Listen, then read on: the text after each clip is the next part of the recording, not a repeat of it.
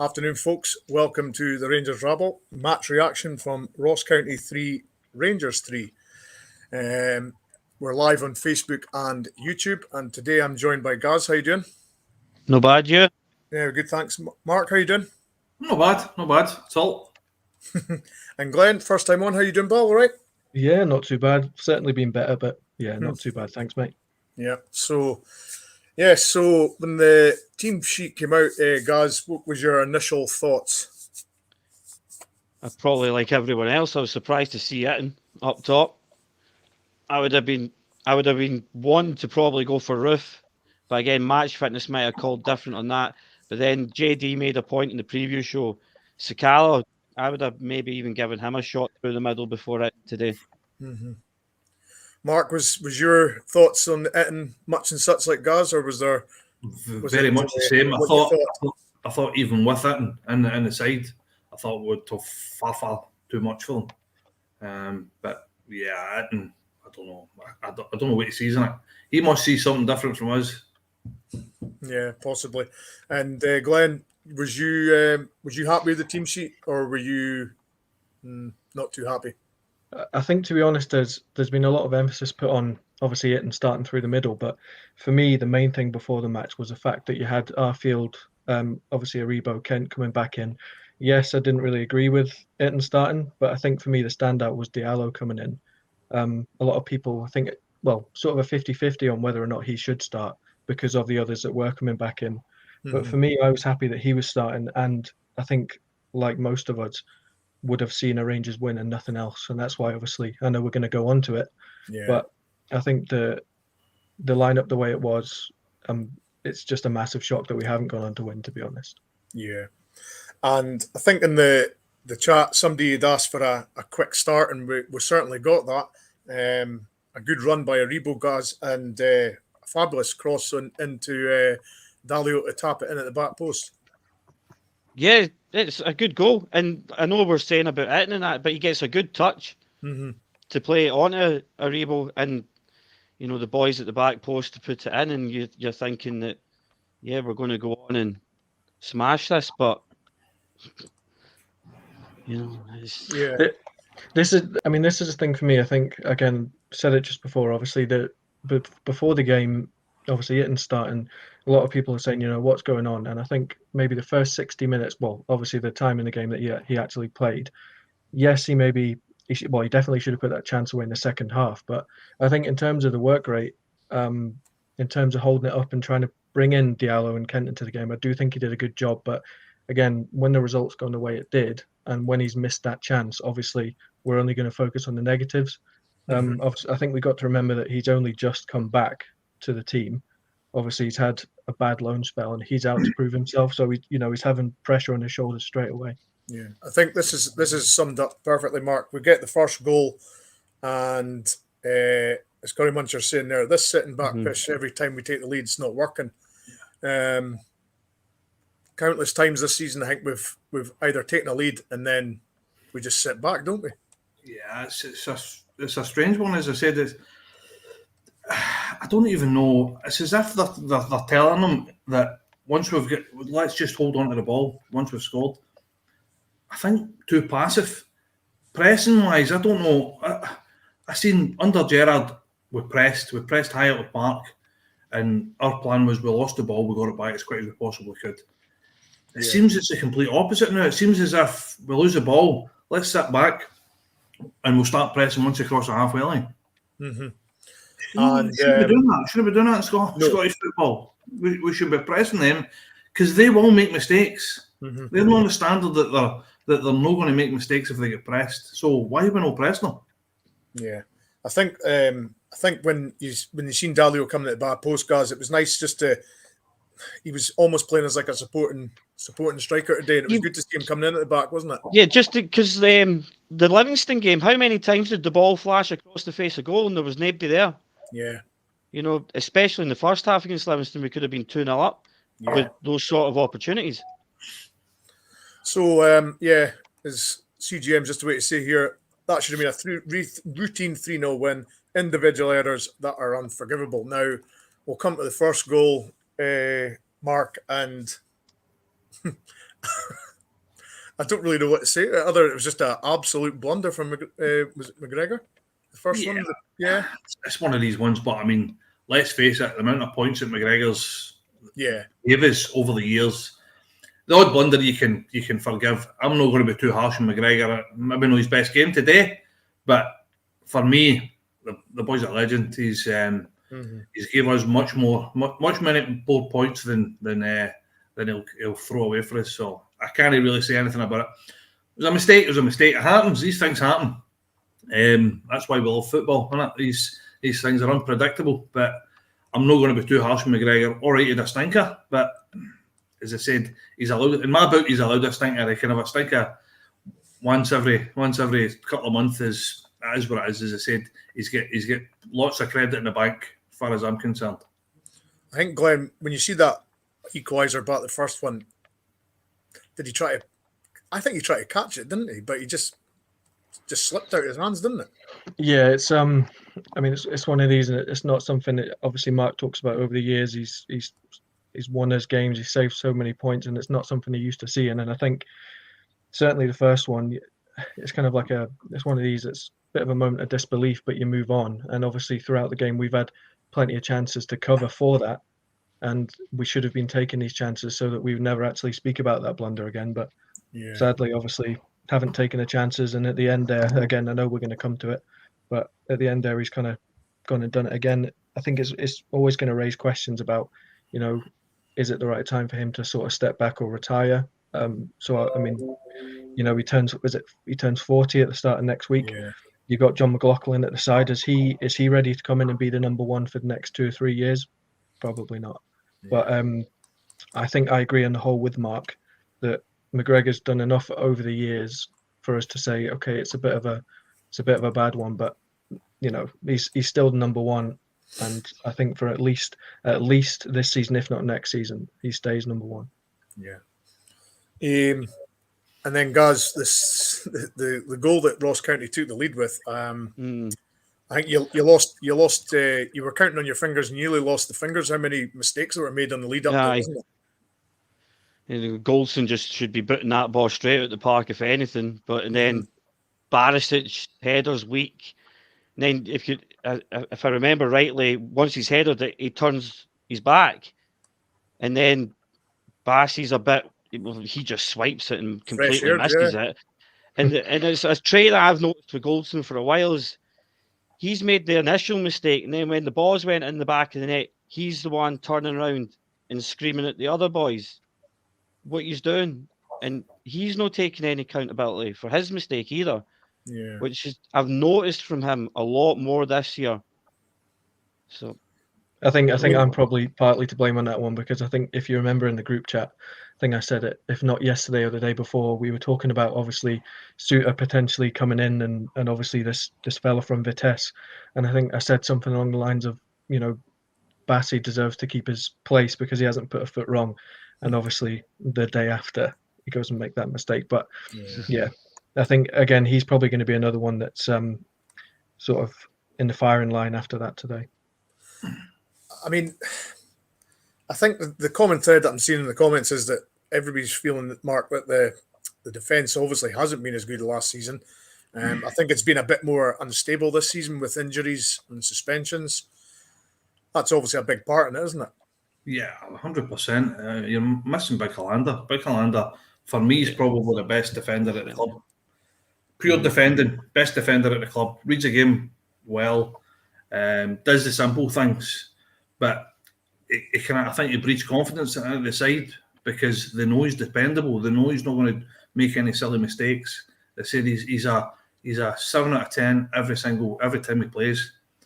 But defence, it is what it is. We've had all sorts of injuries. We're not here to make excuses, but it was always going to be really hard to you've got a left what was done last year. You've got a left back playing centre half.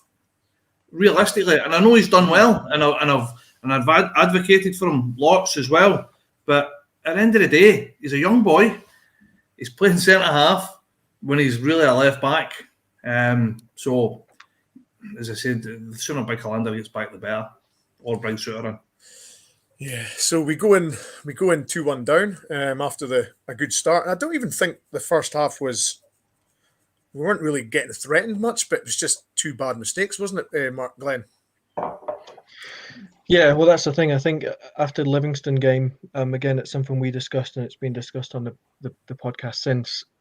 I think we needed a response after the Livingston game, and to be honest, first half I think we did get that response, albeit obviously we had the 2 goals we conceded, but we were pushing and pushing, plenty of chances. I think again on another day maybe they would have gone in, but yeah, it's just fallen away obviously in the second half. But again, one thing that was said after the last game was that, and I think again I keep going back to what I've said in the group chat, but I think I said something along the lines of in the group chat that, you know, although we won against Livingston, the bad performance highlighted the fact that we needed to, you know, do some business in the transfer market. And obviously we brought in Diallo, and I don't think it's a coincidence that he was, for me, the standout player today. Obviously Aribo came back from AFCON as well, but I think the one player that's come in since the Livingston game is the one that was really the shining star of the team. And again, it's kind of history repeating itself in that we're looking at this game today. Yes, we got the win against Livingston. We didn't get it today, so it just further highlights the fact we need to invest. We need to bring new faces in. Otherwise, I don't want to say it, but it could potentially fall apart. Obviously, something's got to give. Something's got to change. So, Gary, we come out in the second half, and again, we have a really quick start. We're piling on the pressure, and Tavernier's up to his old tricks like he was last season, popping in at the back post just to smash it in. Yeah, it was Tav for last year. But what I was more impressed was Diallo the guy took the shot from outside the box. Mm-hmm. These are the sort of things that happen when, you know, we don't shoot from outside the box. So if you're going to have a shot, you can maybe get these spills every so often, and then that's what happens. And it's the same with the my opinion on the third goal as well, but we'll get to that. And Tavernier just does what Tavernier does and puts the ball in the net. And I mean, Mark, certainly after the Tavernier goal, we were pretty relentless in that second half. We were piling on the pressure. I think there was a lot. Well, as somebody said in the comments, there was a bit of lack of quality in the finishing. A lot of sort of scluff shots and just, you know, not very good. But I mean, the pressure was there, wasn't it? Yeah, I think when you talk about the old cliche in it, game of 2 halves, I mean, second half we battered them. At some points in that second half, I was thinking to myself, this is shooting in. It really was. I think that they crossed the halfway line maybe twice or 3 times at a certain point. And as I said, it looked to me as if we scored a goal, we were going to score a couple. Mm-hmm. Quality was probably not there. But the thing is as well, you need to realise that Roof's been injured, so he's coming back. He's not that sharp. Mm-hmm. I think probably that was the reason he never started. But personally, I would have started him with a view to the Old Firm game. Mm-hmm. So I would have put him in for the start. Itten, I'm sorry, I know that Glenn said that he thought he'd done all right. Nothing stuck with him. Anything that went up to him bounced off him. A couple of times the ball got put up to him and he was actually behind the centre half. So to me, I thought that when Roof came on, at least it stuck. Mm-hmm. I think Roof's movement brings an awful lot. I think just even pulling centre halves out of the way, just movement, creating space and stuff like that. But second half, as I said, we said it the last one as well. Quality in the final third is what's doing us. And as I said, you need to realise that all the front boys, no Morelos. You've got Roof coming back for injury. Itten is no in form at all. As I said, we've battered him to death, the poor guy. But as what it is, we're calling a spade a spade. He's no. I don't think he's good enough for the side. Possibly coming on the last 15 minutes, yeah, flying a few high balls into the box. But as I say, lack of quality for me. But as I said, we battered them, absolutely battered them in the second half. Yeah. I think it was, I looked at the stats at one point, it was 72% possession we had. We had like 20 odd shots in goal. Mm-hmm. So I know that obviously it's a draw today, but I'm not getting too disheartened for the fact that this is the first time all these players have been back playing together since probably before the winter break. We've got everybody back. That's probably almost were starting 11 back playing for the first time. So it is what it is. As I said, as these boys all get sharper, I think we'll improve. It is what it is. As I said, it's one of these things. It's just, I think we just need to chalk it down and move on. Gary, do you see this as a bit of a problem starting now? McGregor just being led, football boots on, just not coming for crosses, or I mean, you want your goalie to command the box and dominate it, as he's saying there, But he just doesn't seem to be doing that. Like he hasn't done it for a long time, has he? No, he hasn't. Is that a worry? Yeah, it is a wee bit. I'm not overly worried.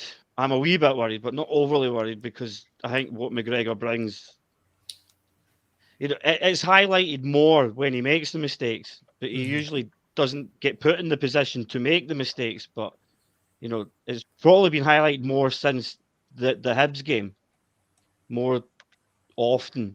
But I don't think you could blame the first goal for that. That was just him making a clanger, and the third one, that was just a pure judgment of error. He should have been smothering all over that. So, yeah. I mean, as I said, we came out in the second half flying with the Tavernier goal quickly after the second half, and then the pressure relented, Glenn, and we got the third goal, the one that took us into the lead again. And you kind of thought with the way we played the second half, the goal, getting 2 goals in the second half, you kind of thought, right, this is it now. Get one more, and that's the game all done. Yeah, I think sort of blending that with the sort of question you put to Mark just before. I think obviously we've come out for the second half. Tavernier's scored, and I think from then we're all probably expecting us to go and maybe score another couple, 2 or 3. Obviously, put the game to bed. When the third one came in, you're thinking maybe, we'll slow down for the last 20. We were joking that he'll bring on Lundstrom to slow down the game, and obviously Wen did that. But yeah, I think we didn't expect anything but Rangers to go in, obviously calm it down, score a couple, 2 or 3. But yeah, I don't know what it is. Something's clearly missing. And yeah, again, between now and Monday, Tuesday, obviously something's got to change, because reading the comments down the right-hand side, obviously there's a lot of people saying they're worried about the game on Wednesday. Obviously after the last couple, I think for me, looking at that second half, maybe when we should have put the game to bed, looking at the Livingston game again, where we should have turned them over, can see why people are worried. But for me, an Old Firm is, I think, form. It's no cliche, but form generally does go out the window. So we'll have to wait and see. Yeah, and I mean, as I say, the third goal there, Mark, it was a bit of a kerfuffle in the middle of the box, but eventually Goldson's at the back and gets the header in. Yeah, I'll take any. I'll take tap-ins. I'll take bounces off knees. I'll take anything.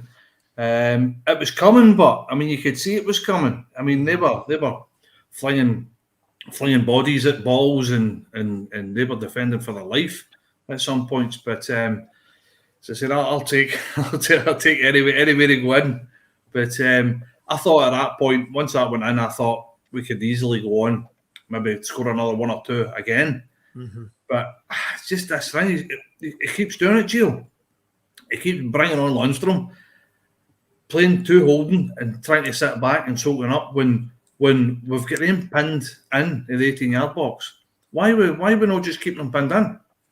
Why we not just keep doing what we're doing, because they're not getting a sniff? All of a sudden, we're 7 minutes to go, 7 minutes extra time, and we're trying to defend. We're trying to hang on to a lead when we shouldn't be doing that. I mean, we're battering them. They're not getting a sniff at goal. Let's just keep doing what we're doing. And that's 3 or 4 times he's done it now. He's brought Lundstrom on and tried to sit back, and I don't know. I mean, is it something to do with in Holland? That's the way to do it. I just kind of get my head around the fact that these teams aren't good enough. We shouldn't be sitting in against teams like this. All due respect to Ross County, but we shouldn't be doing it. Yeah, I mean, as I said there, guys, we got the third goal, and as Mark was saying, you kind of thought that with the pressure, the way it was going, you kind of thought, well, we'll go and get another goal or 2. But yeah, could you see that goal coming at the end there? Yeah, like the minute the third goal that we got, our third goal, I'd put on the group chat, it's like, it's time to go for the jugular here. Yeah. And it was just back to, and this isn't even a Geo thing. This has been going on for a lot longer than before Van Bronckhorst came in. That we've sat back after taking leads against these teams, and we've got away with it over the last year. But now it's starting to come back and bite us in the arse a bit, and we really need to start waking up to it because it's really going to cost us at some point. I mean, the build up to the corner, I don't know, it just seemed to be fake, Glenn. It was bobbling about in that box. There was folks swiping at it, and then I'm not quite sure what McGregor was playing at there either. I don't know if he tried to block. I don't know if he anticipated a shot and tried to block it. I just don't know what he was doing. What did you think? It's one of these. I think you can't. Same with the first one, and obviously this one. It's completely and utterly unexplainable. I think the only thing you can put it down to really is complacency. You go away to a team like Ross County, and again the last game to Livingston. We all expect, and rightly so, expect to go and win the game 4 or 5-0 because of the quality we have in the squad, because of the difference in budgets that we have compared to the rest of the league. It's just a moment of madness, but it's the fact that it's twice in one game that is cause for concern, and I think, I say a lot of people commenting, people watching are quite rightly concerned, and I think, to be honest, in a way, the old firm, yes, I was saying before, form goes out the window, but based on the last couple of games, it couldn't have come at a worse time. So, yeah, in terms of mistakes, you've got to completely and utterly cut them out. Otherwise, we're not going to be seeing 56 at the end of the season. Yeah, Mark, I mean, as Glenn's saying there, we're starting to see a lot more slip-ups in the defence. And obviously, I'm not comparing this season to last season because last season's done, but, we set a lot of high standards and they seem to be dropping quite a lot, but I put that mainly down to the injuries and the inconsistencies in the defence. Yeah, I think as fans, last year defensively we were outstanding. I mean, probably way above where we should have been. But chopping and changing, we spoke about it. Chopping and changing centre halves and injuries, and I'm not trying to make any excuses, but that's what's going to happen. You play a settle back 4 week in, week out. Everybody knows their roles. Everybody can depend on everybody else. Then you'll be a lot solider than we are at the minute. But as I said today, it was individual errors. It wasn't. We were poor defending. Defensively, we done all right because we didn't really need to defend. We defended for the front, and they never get many chances. So I think though, sorry, Mark, can I? I'm not meaning to. I think you're right. The point you're making is right, and you're spot on when you say that we need to, have an established back four. But the back four we played with today is the one we've had for the last. Yeah, that's what I was thinking. Do you know what I mean? We've been playing the same defense. But what I'm saying is that the back four, you're still playing with a left back at centre half. Yeah, and he's only a young boy as well. I mean, because of the size of him, you forget, but he's only 21, 22, maybe 21. He's only a young boy, and it's not like he's played an awful lot of first-team football. Never mind first-team football on a position that he's not from. It's not his natural position. So that's kind of the point I'm trying to make. It's something that you need a centre half in there. But I think for me, sort of on the whole, looking at the game today, obviously, apart from Itten, I think we're all pretty much agreed that Itten, he might have the heart and he might have the desire, but he doesn't have the quality. But apart from Itten in that team, we should be winning that game. I mean, I might be exaggerating, but we should be winning 3-4-5-0 easy. Yeah. Definitely not letting 2 in against Ross County. And I think, again, we pointed at the back four, but that's more or less a back four that's played all of Gio's games. I think if we'd have gone into the game today, and we still had Kent missing, we still had Aribo missing, obviously Morelos out. If Arfield was still out, and if we were still playing that kind of chuck together team with, say, Lowry and Sands in there, if we'd have gone away with this game, the game had gone exactly the way it has, we could maybe say, oh yes, but we are under strength, and we've still got players to come back, and we've still got business to do in the transfer window. I could maybe see it, but I think at the end of the day, the result is not good enough. And yes, Gio's still unbeaten in the league, but no, there's got to be major change somewhere. I'm far from being an expert on it, but I think it's plain to see that whatever he's doing. I mean, people are, looking at the fullbacks are being held back.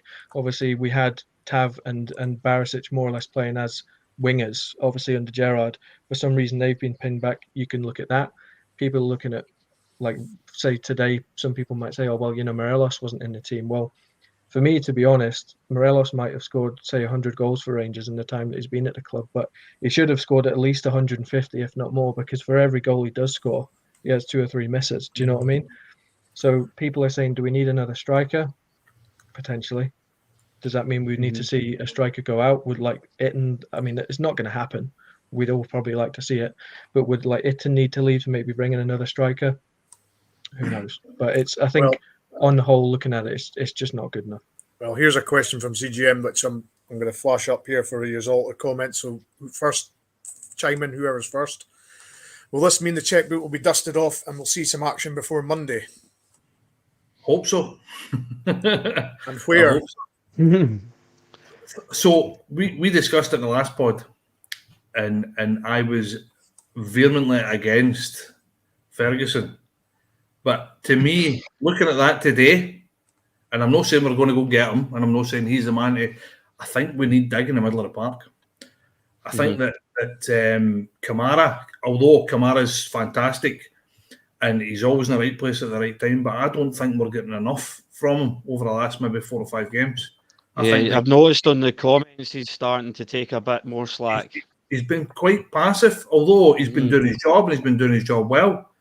But he's not dictating a game. He's just doing exactly what he needs to do. Do you think his head's maybe been turned by this supposed interest from Aston Villa?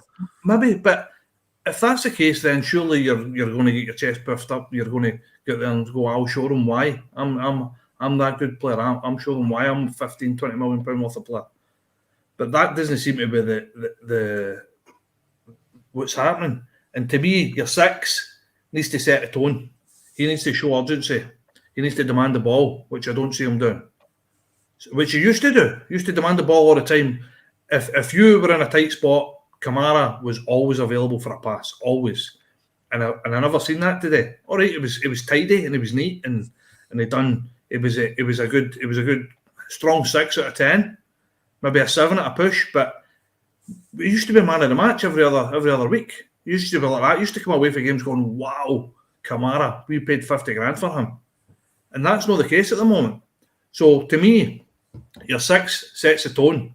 He starts passing. He demands the ball, and he shows a bit of urgency. And I don't think he's doing that either. So for me, possibly a centre midfielder or an 8 that's got a bit of dig. I think. Do you think this is? Go on. Sorry, Gary. Do you think this is a fair comment here where Kamara, his head's been turned? Yeah. Well, I don't know the ins and outs of it, but he definitely. I don't think he's been himself for the last few months. Because before, Kamara was always the first name on the team sheet for me. I thought he was an absolute outstanding player. He still is, but I just don't think he's producing what he used to. I'm always a very firm believer that we are much better against teams that like to play football against us, which is why I'm not scared on Wednesday night. I think we'll probably see Kamara will be back looking like Kamara in games against teams that like to play football against us. I mean, we'll have a quick look ahead to Wednesday because obviously it's the next fixture on the list. How do you see the team looking, Glenn? Do you see major changes? Do you see minor changes? The goalkeeping situation. How do you see that going? And everybody, you've fired in with your comments as well, seeing who you think is going to be the goalie, who's going to, what changes can we make to make things better? To be honest, no, I don't see major changes in terms of the starting 11. I think the standout one and the one that should be changed is obviously centre forward. I think Mark touched on it earlier. Maybe we should have started Roof to build him up for Wednesday. I think Roof has to start on Wednesday, but in terms of the rest of the team, no, I can't see any major changes. Obviously, we've got the transfer window closing before the game. We've got questions over John Suter. Obviously, will he sign? Will he not? I think even if he comes in, he's not going to be stepping in ahead of Bassey straight away, especially for an old firm. Albeit he has played well against Celtic in the past, but No, I can't see major changes, to be honest myself. This is one mark I'd like to see, but I don't know if I'll see it. Purely for, just as you said, a bit of dig in the midfield. Yeah, I would love to see Jack start, even if he gave us a half for 50, 60 minutes. Yeah, You know, I agree. I can't see it happening, can you? I've got a funny feeling he will play two holding midfielders against Celtic. I've got a funny feeling that's what he'll do. And I think that for me, what I would do is play two holding and put pace up front, i.e. Sakala. Roof is good. He's good when he's back to goal, and his movement's good. But I think that's his game plan will be two holding midfielders. I would put Jack in if Jack's got a wee bit of bite about him. So 100%. But I think that Itten's not going to get anywhere near that. I don't think. So for me, up front, it's either Roof or it's Sakala. I put Sakala through the middle and let him run. As I said, they're good in attack. They're terrible in defence. Yeah. So play to our strengths. We'll get pace. Imagine Kent and Sakala and the new boy running at them. The pace, frightening. So I think that's what they'll do. As I said, I don't know who you drop midfield. Personally, I think I like Arfield, but I think he might go. And I would play Jack and Kamara holding. And I would probably swap Itten for Sakala and just go with pace, just go with sheer power. CGM's got Suter in there with the pretext that we're going to sign him before Wednesday. So apart from that, how would you see that team laying out there, Gary? Would you be quite happy with that team? Barring obviously Suter because he's not at the club yet. Yeah. Who have we got? Yeah. No, I would definitely. I'd take the punt on Sakala through the middle. I reckon he could cause them all sorts of problems. Yeah, they're not quick. They're not faster than that. And he's proven he's good in the air. Yeah. You know, he's not shy. He'll get stuck, and he's got some leap on him. So even though he's tiny, he'll get him settle about. I'm not so sure. I think if he was thinking about Jack, he would have given Jack minutes today. Yeah. So, yeah. But do you think? But that said, I do agree. And sorry to cut you off there, but that's right. That said, obviously, I think you're right. If he had Jack in mind for Wednesday, he would have featured today. But that said, I do agree. I think he should definitely be in there. But I think maybe it is midfield that's the problem. Our field's obviously very forward thinking. Does that leave a gap in the midfield? Probably, and Ryan Jack would fill that gap. I think I'm looking at some of the comments on the right hand side. People seem to be saying that they feel as though Suter would start if he was to come in. I think, and again, not to linger on the Suter question because I know I've gone back to it a couple of times, but I think is Craig Halkett not out injured now for a few weeks? So they're talking about, and I know Hearts have brought in another central defender, but I think they've said the chances of Suter coming in now are sort of slim, haven't they? Because Halkett's out. Yeah. I think I'm right in saying that. Yeah. I heard something like that. But I can't see wholesale changes, to be honest. Yeah, Jack, maybe Ryan Jack in, maybe, but obviously it doesn't look as though it's going to happen because he didn't play today. But I think Itten out, definitely. But yeah, I'm just seeing CGM said their Heart signed another defender. So, but yeah, possibly could see Suter come in. I think we'd all like to see him come in because Mark's obviously alluded to it a couple of times. Bassey's not a central defender, and although he has done a good job, that's not going to hold for a full season. And you've seen that today, obviously, with that mistake. There's one here. I mean, the only change for that is obviously Roof's in instead of Sakala. And McLaughlin. And McLaughlin, yes. Yeah, I mean, it's... I've tried to, again, not be too critical of McGregor and the goalkeeping situation because I like continuity. I like to keep the same back five as much as possible. I think taking McGregor out of this game would be pretty suicidal, wouldn't it, Mark? Yeah, I think so. I think McGregor lives for these games. I think that for me, any big game, he's a shoe-in. I don't care. He's obviously had a howl of the day, but he'll be raging. He'll be absolutely raging, and he'll be looking to make that right. And he's a man that can pull a save from nowhere. We've seen it so many times over the years, and see if he's got another one in him. I'm happy for him to play.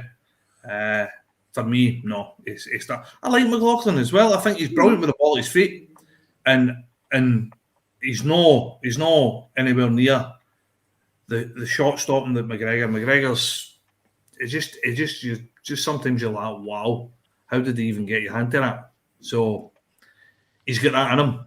I don't know if McLaughlin's got that in him. So for me, it starts every day of the week. I just think obviously we all love McGregor for what he's done, and certainly last season he was immense. McLaughlin obviously started last season. McGregor and McLaughlin were kind of swapping places, both doing well, both keeping clean sheets. But I think again, reading the comments and just in general, a lot of people are feeling that McGregor's past it. But who comes in? I mean, they talk about Xander Clark and Segrist, but they're not. You know, Alan McGregor might have made a couple of mistakes, and he's certainly not himself. Not himself. He's certainly not as good as he used to be or has been. But I still think he's arguably the best goalkeeper in the league, even if he's not what he used to be. Yeah. This bothered me a wee bit, Gaz. He wasn't even in the squad today. Was he in the squad on Wednesday night? Don't think so. No, because he started against Stirling Albion, didn't he? Yeah. And then he's just disappeared again. So That's what I'm saying, yeah. Where is he? Has he had a relapse or? Very quiet, isn't it? Everything does seem to be a bit quiet on the whole injury front. They don't seem to give us much. You will see Suter, and they'll just go and get him. If Balogun's injured, they will injured again. They will just go get Suter, something like that. They'll just pay them the money that they're looking for. How much would you pay him? How much would you pay them? Sorry, 500,000. I think's a fair thing for a player of his stature. I think that's fair enough. 500 grand. That's but they're shouting about the 1.6, aren't they? So do they start moving goalposts again? The closer it gets, I think it's a case of who blinks first, isn't it? It's one of them. I think there was some talk, wasn't there, about the Bacuna money going into that deal, but Wilf said it on the podcast the other night that supposedly the money that we've got from Bacuna is now going to obviously to Huddersfield in terms of the deal that we had with them. yeah. But again, I think we have to bring in Suter, even if it is for another option, because Balogun's he's not getting any younger. I mean, I think he's a good option, but he's not one that can start every game over a season. Hollander's obviously back in training, and we obviously all hope that he's going to be ready. But yeah, Suter has to come in, even whether or not the Bacuna money's involved. I don't think it should matter considering the money that we got for Patterson. But can I just jump back, because I'm looking in the comments here. I was talking about McGregor before, and I'm just scrolling up the way. David Brand made a point there. Remember McCrory against Celtic? I mean, could McCrory potentially be an option going forward in goal? Obviously, once McGregor retires, would McCrory play over McLaughlin? Do you think? It's a huge gamble, isn't it? It's a gamble. I don't think we can afford to gamble. If they win today, down to a point, we're not gambling. Oh yeah, sorry, no, I'm you'll probably be looking at next season. Yeah, that's what I mean. Sorry, so I'm not meaning for Wednesday. Yeah, For me, it's for the no, future. For the future, not for Wednesday. Why not? I mean, I've been chiming in this chat and podcast for a while about the goalkeeping situation. It has been bothering me for quite a while, and it's just suddenly crept up on us that McGregor's out of contract. I think McLaughlin's out of contract, and the need for a real number one is obviously quite clear now, isn't it? Mm-hmm. I think McLaughlin will probably sign another contract I don't know. If we're looking at replacements, the only names that have came up have really been what's his name, Clark Segrist. and Segrist. Yeah. I would take Segrist over Clark. I think Clark's an okay keeper. I don't think he's as good as people think he is. I think St Johnstone had a bit of a jammy year as well for down south. I remember his first name, Johnson. Sam Johnson. Well. Yeah, he's out of contract at the end of the season as well. So there was talk of him as well. I've seen a few bits and bobs about him. I would cap for England. I would take him every day of the week. I can't see it, but you never know if we do win the league and get into the Champions League. Obviously, there's that extra draw, but yeah. There was a Dutch boy that we were getting linked with that Van Bronckhorst is meant to be very keen on, but that seems to have all went quiet again. Yeah. I mean, this is what it boils down to. If we don't make the Champions League, then the signing targets will change for the summer. I mean, that's this is the bottom line this whole season, isn't it? Yeah, Yeah. Absolutely. I mean, think that's why I think that they need to go and spend some money, and I Yeah. thought they would have done. I thought they would have spent a couple of quid to try and make sure that we win this league. I think that now's not the time. And we've spent money in the past, but now I think it's not the time to be sitting in your hands. I think that I thought that we would have had a couple of decent players in. I know we've brought in a couple of players, but I think that likes of Sands he's one for the future, isn't he? And obviously the loan and stuff. But I think that personally, I thought that they would have went and spent maybe brought in a marquee signing. I spoke about it before, but I thought they would have maybe brought in an attacking midfielder or a box-to-box midfielder and a right winger.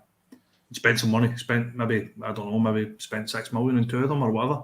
But I thought that's only half the money you got from Patterson's deal. So why not spend half it and pocket half it? If it's going to make you 40 million, then I know that they've speculated to accumulate over the last 3 or 4 years moving forward. But yeah, now's the time. Now's the time to go like that. Do you know what? We're either in or we're not in. Let's not tiptoe about it. Let's go and spend the money, bring in a couple of £3 million players that are going to improve the first 11, and let's kick on to the end of the season. But we're now 2 days away, a day away for the transfer window shutting. 2 days. 2 days. Yeah. Yeah. So you're 2 days. You're not going to get that.